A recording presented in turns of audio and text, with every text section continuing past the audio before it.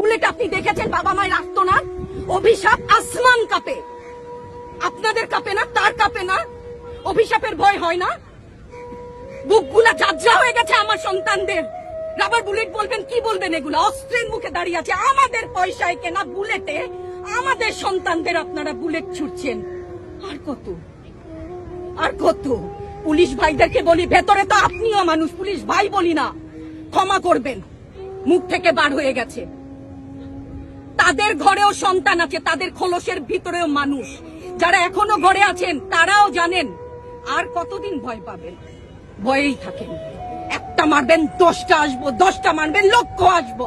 সারা দেশের মানুষ, মা বাপ সব একসাথে দাঁড়াবো। ওদের সন্তানকে মানুষ করার জন্য আমাদের কাছে, শিক্ষকদের কাছে পাঠিয়েছিল। কি জবাব দিব? আমার তো কোনো মুখ নাই, আমি শিক্ষক, আমার ভাষা নাই। তাদের কাছে হাত জোর করে মাপ চাই, নিরাপত্তা দিতে পারি নাই, নিরাপত্তা দিতে পারি নাই। মনে হয় রাস্তায় শহীদ হয়ে গেলে যদি এই লজ্জা আমার কিছুটা কাটে। ওদেরকে বলবার আমার কিছু নাই।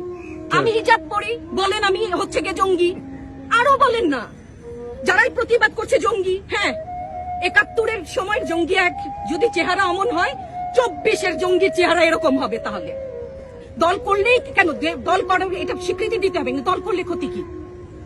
অধিকারই তো চাচ্ছি, সাধারণ মানুষের অধিকার চাচ্ছি, ক্ষতি কি? কেন বারবার আমাদেরকে এই কথাটা শুনতে হয়?